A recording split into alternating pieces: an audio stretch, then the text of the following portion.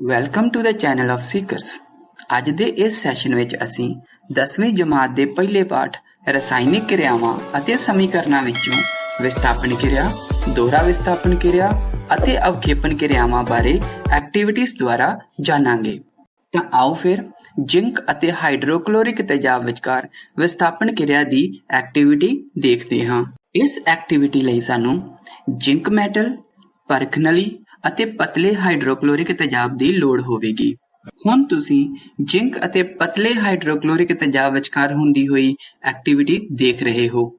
ਜਦੋਂ ਹੀ ਅਸੀਂ ਪਰਖ ਨਲੀ ਵਿਚਲੇ ਪਤਲੇ ਹਾਈਡਰੋਕਲੋਰਿਕ ਤੇਜ਼ਾਬ ਵਿੱਚ ਜ਼ਿੰਕ ਧਾਤ ਦੇ ਟੁਕੜੇ ਪਾਉਣੇ ਹਾਂ ਤਾਂ ਨਾਲ ਹੀ ਗੈਸ ਦੇ ਬਬਲਸ ਨਿਕਲਣੇ ਸ਼ੁਰੂ ਹੋ ਜਾਂਦੇ ਹਨ। ਕੀ ਤੁਸੀਂ ਦੱਸ ਸਕਦੇ ਹੋ ਇਹ ਬਬਲਸ ਕਿਹੜੀ ਗੈਸ ਦੇ ਹਨ? ਹਾਂਜੀ, ਤੁਸੀਂ ਬਿਲਕੁਲ ਸਹੀ ਸਮਝਿਆ। ਇਹ ਬਬਲਸ ਹਾਈਡਰੋਜਨ ਗੈਸ ਕਰਕੇ ਬਣ ਰਹੇ ਹਨ। ਪਿਆਰੇ ਬੱਚਿਓ, ਕੀ ਤੁਸੀਂ ਇਸ ਗੈਸ ਦੇ ਕੋਈ 3 ਗੁਣ ਗਿਣਾ ਸਕਦੇ ਹੋ? ਹਾਂ, ਇਹ ਗੈਸ ਰੰਗਹੀਨ ਹੈ, ਗੰਧਹੀਨ ਹੈ ਅਤੇ ਬਹੁਤ ਜਵਲਨਸ਼ੀਲ ਹੈ। ਕਿਉਂਕਿ ਇਹ ਗੈਸ ਬਹੁਤ ਜਵਲਨਸ਼ੀਲ ਹੈ, ਇਸ ਲਈ ਇਸ ਗੈਸ ਦੀ ਪਰਖ ਕਰਨ ਲਈ ਅਸੀਂ ਮਾਚਿਸ ਦੀ ਜਲਦੀ ਹੋਈ ਤੀਲੀ ਜਦੋਂ ਪਰਖ ਨਲੀ ਦੇ ਮੂੰਹ ਕੋਲ ਲਿਆਉਂਦੇ ਹਾਂ ਤਾਂ ਇਹ ਗੈਸ ਇੱਕ ਪੌਪਿੰਗ ਸਾਊਂਡ ਨਾਲ ਬਲਦੀ ਹੈ। ਆਓ ਬੱਚਿਓ, ਹੁਣ ਵਿਸਥਾਪਨ ਕਿਰਿਆ ਦੀ ਇੱਕ ਹੋਰ ਉਦਾਹਰਨ ਦੇਖਦੇ ਹਾਂ, ਲੋਹੇ ਅਤੇ ਕਾਪਰ ਸਲਫੇਟ ਵਿਚਕਾਰ ਕਿਰਿਆ। ਇਸ ਐਕਟੀਵਿਟੀ ਲਈ ਸਾਨੂੰ ਲੋੜ ਹੋਵੇਗੀ ਲੋਹ ਚੂਰਨ ਦੀ ਜਾਂ ਲੋਹੇ ਦੇ ਕਿੱਲਾਂ ਦੀ ਅਤੇ ਕਾਪਰ ਸਲਫੇਟ ਦੇ ਜਲੀ ਘੋਲ ਦੀ। ਜਦੋਂ ਅਸੀਂ ਕਾਪਰ ਸਲਫੇਟ ਦੇ ਜਲੀ ਘੋਲ ਵਿੱਚ ਲੋਹੇ ਦਾ ਚੂਰਨ ਪਾਉਂਦੇ ਹਾਂ ਤਾਂ ਲੋਹੇ ਦੇ ਚੂਰਨ ਅਤੇ ਕਾਪਰ ਸਲਫੇਟ ਦੇ ਜਲੀ ਘੋਲ ਵਿੱਚ ਕਿਰਿਆ ਸ਼ੁਰੂ ਹੋ ਜਾਂਦੀ ਹੈ।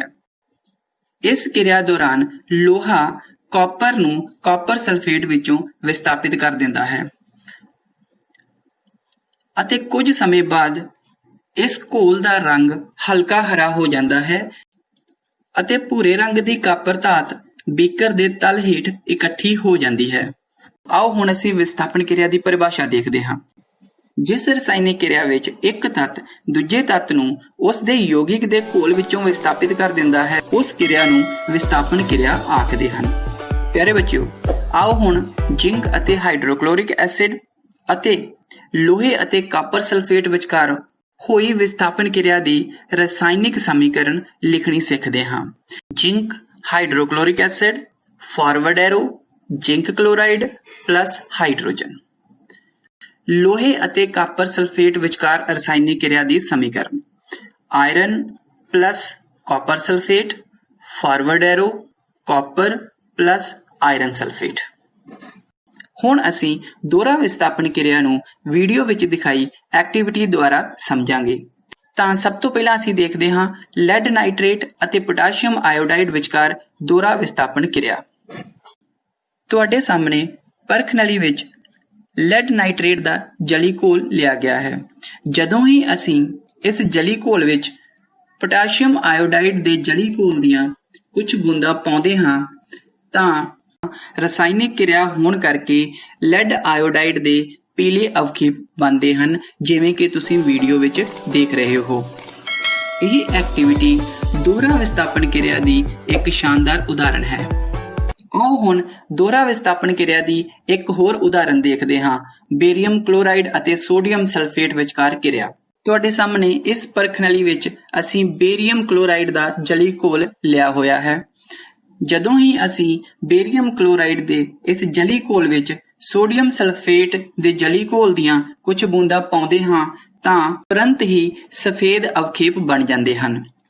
ਆਓ ਹੁਣ ਦੋਹਰਾ ਵਿਸਥਾਪਨ ਕਿਰਿਆ ਦੀ ਪਰਿਭਾਸ਼ਾ ਵੇਖਦੇ ਹਾਂ।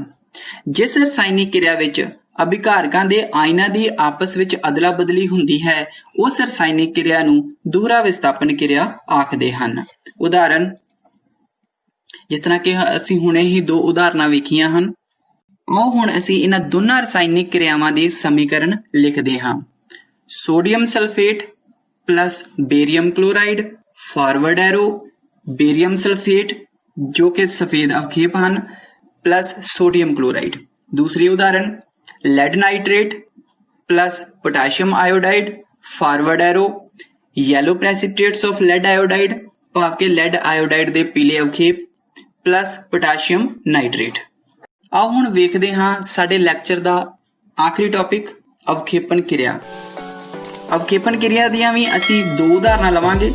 ਪਹਿਲੀ ਬੇਰੀਅਮ ਕਲੋਰਾਈਡ ਅਤੇ ਸੋਡੀਅਮ ਸਲਫੇਟ, ਦੂਜੀ ਲੈਡ ਨਾਈਟ੍ਰੇਟ ਅਤੇ ਪੋਟਾਸ਼ੀਅਮ ਆਇਓਡਾਈਡ। ਇਹ ਸੇਮ ਹੀ ਇਹ ਉਹੀ ਕਿਰਿਆਵਾਂ ਹਨ ਜੋ ਅਸੀਂ ਪਿੱਛੇ ਦੋਹਰਾ ਵਿਸਥਾਪਨ ਕਿਰਿਆਵਾਂ ਵਿੱਚ ਵੇਖ ਆਏ ਹਾਂ। ਇਹਨਾਂ ਨੂੰ ਅਸੀਂ ਅਵਖੇਪਨ ਕਿਰਿਆ ਦੇ ਹੈਡਿੰਗ ਵਿੱਚ ਅਲੱਗ ਇਸ ਕਰਕੇ ਸਟੱਡੀ ਕਰ ਰਹੇ ਹਾਂ ਕਿਉਂਕਿ ਇਹਨਾਂ ਦੋਨਾਂ ਕਿਰਿਆਵਾਂ ਵਿੱਚ ਅਵਖੇਪ ਬਣਦੇ ਹਨ। ਸੋ ਜਿਸ ਰਸਾਇਣਿਕ ਕਿਰਿਆ ਵਿੱਚ ਅਘੁਲਨਸ਼ੀਲ ਅਵਖੇਪ ਬਣਦੇ ਹਨ ਉਸ ਕਿਰਿਆ ਨੂੰ ਅਵਖੇਪਨ ਕਿਰਿਆ ਆਖਦੇ ਹਨ। ਤੇ ਇਹਨਾਂ ਅਵਖੇਪਨ ਕਿਰਿਆਵਾਂ ਦੀਆਂ ਸਮੀਕਰਨਾਂ ਅਸੀਂ ਪਹਿਲਾਂ ਵੀ ਵੇਖ ਆਏ ਹਾਂ। ਅਸੀਂ ਜੋ ਹੁਣ ਤੱਕ ਪੜ੍ਹਿਆ ਹੈ ਆਓ ਉਸ ਦੀ ਦੁਹਰਾਈ ਕਰਦੇ ਹਾਂ।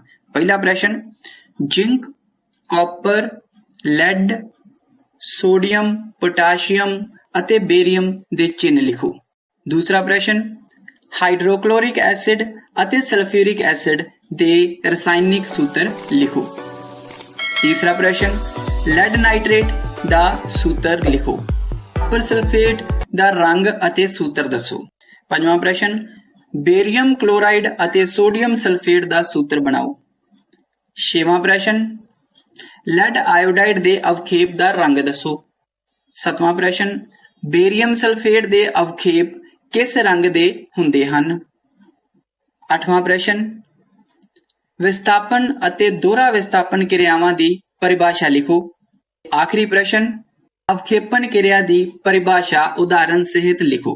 ਪਿਆਰੇ ਬੱਚਿਓ, ਅੱਜ ਲਈ ਇੰਨਾ ਹੀ। ਸਿੱਖਦੇ ਰਹੋ, ਅਭਿਆਸ ਕਰਦੇ ਰਹੋ। ਧੰਨਵਾਦ and have a nice time.